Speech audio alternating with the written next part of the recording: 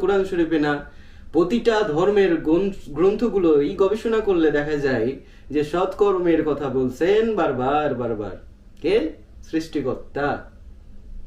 তো আমরা এই সৎকর্মকে সবসময় আমরা অ্যাভয়েড করে দিই।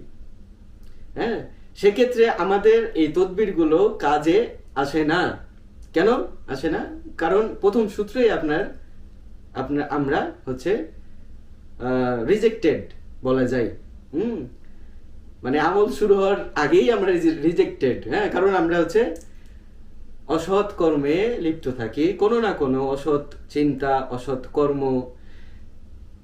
একটা ভাই বোনের সম্পত্তি দেখে, তার উন্নতি দেখে জালেস ফিল হওয়াটাও হচ্ছে একটা অসৎ কর্মের শামিল।